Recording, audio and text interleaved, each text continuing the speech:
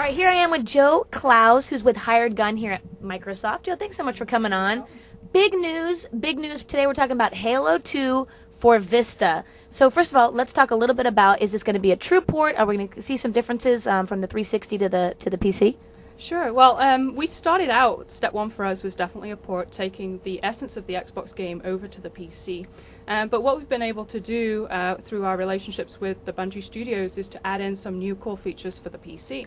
So in the single player, gamers will definitely see the same storyline, but what they're definitely going to notice is improved graphics. And for those of you that have live game accounts out there and want to go online and get your gamer score, we've added achievements in there for you too. And speaking of that, am I going to have to pay to go back online using the PC, or with my Xbox Live account works fine? No more hidden fees. If you have an Xbox Live account, you can use that straight on the PC. You just sign straight in using your Passport account details, and you'll be straight in the game. Okay, and you said the Xbox Live golden word, achievements. Can we talk specifically about some of the achievements that we're going to see? Sure. We work really closely with Bungie. It's really great to just have them down the road and really plan this in. But we've got single-player achievements and multiplayer achievements. There's a total of 41 for you to go out there and earn. Some of them are really simple to get. It's literally, kill somebody in a session, for those of you that are new to the game. But then there are some others that take a little more work. We've created some viral ones, so basically you will have to find someone with a certain achievement in order to be able to earn this other achievement. One of the examples I have over here that I have earned is an achievement called Flaming Ninja. The Flaming Ninja... There's so many jokes for that, but I'm going to not say those. Flaming Ninja is earned by killing an opponent that has the Ninja achievement, and the Ninja achievement is during multiplayer gameplay.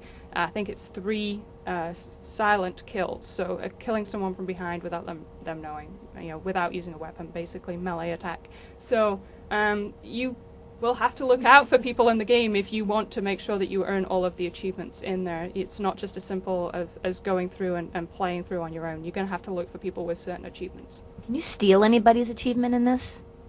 You can steal their gamer tag, I guess. I guess legally I was talking about. Now, a lot of times when you go online with the PC, you sort of it's sort of a different structure than it's been on Xbox Live. How are we going to see that? Is it going to be true sort of PC online style or Xbox Live? So we've tried to have a good crossover when we move to the platform. We haven't just taken the Xbox game as is. We've definitely tailored it for the PC market. So obviously there are things that we have to do on the PC, like adding keyboard and mouse support.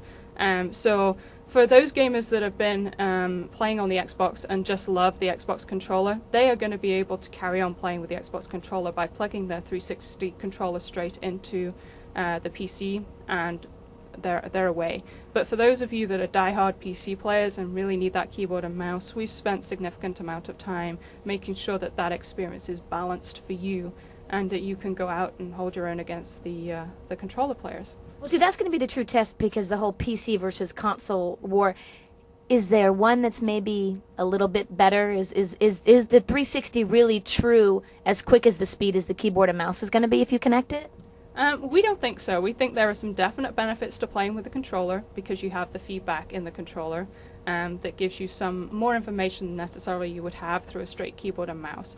But there is the speed aspect of the keyboard and mouse. So we've done a lot of play balancing out there. We've put a lot of people in to help us. We've observed on the show floors people playing roughly a 50-50 split between the two. And so far we haven't seen any imbalance, and we're pretty happy with where we're going. But really it's going to come down to that PC gamer versus the Xbox gamer to see who has the best skill. Now, and we do talk about that. Is there going to be the ability where I can play, if I'm playing on my 360, against somebody who's playing on their PC? In Halo, no. We decided to separate the two. There were some pretty significant security and size adjustments we needed to make to the map files themselves. We have a really great feature online where you're going to be able to share custom maps. And in order to enable that and have the transfer speed be reasonable, we had to really reduce the size of the map files, which made it incompatible with the Xbox version. Okay, and we talked a little bit about the single player, but let's talk about multiplayer, which has sort of been where Halo 2 has really sort of skyrocketed its popularity. Anything different? Any new maps we're going to see, or any sort of, I guess you said graphically it will look different, but let's talk about multiplayer.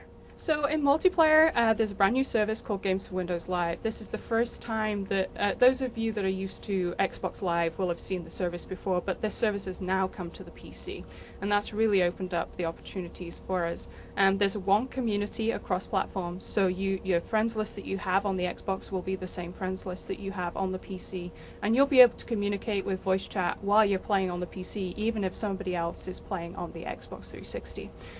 So we also have added in on the multiplayer side some 2 brand new maps for this version, and the PC product will ship with all of the PC map pack maps that were released after the original launch of Halo. So someone buying the PC product will see a lot more maps than were in the original. We have also shipping with a map editor, so the community out there will be able to create their own maps and share them over the live service. So we expect to see a ton of new maps, and we're really excited to see the creative maps that our community comes up with. And people have been, I guess very excited. It sounds like what you're doing is creating one game community. You're not really splitting PC. You're really trying to incorporate everybody. Has that been a challenge just with you guys in developing this? It has, but we've had really great partnership with the Games for Windows Live team that have really helped to work through that with us. Obviously, the PC market has some pretty significant differences. PC gamers are used to seeing dedicated servers. Xbox Live hasn't really to date had a support for dedicated servers. So we worked with that team to make sure that we would have dedicated servers at launch for our PC market in Halo over Xbox Live. So it's pretty cool that we've been able to work so closely with them and add this new functionality to tailor towards the PC market. Okay, and PC gamers have obviously been foaming at the mouth with when they're going to get their hands on Halo 2 for Vista. Give it to us, Joe. Really, really soon. Really soon. It's coming soon. Awesome. Now, Joe, where can we find out more information for Halo 2 on Vista? You can go to Bungie.net, where there's a link to our website, and also on Games for Windows, their website, they also have links to us. Awesome. Congratulations on almost having it out the door.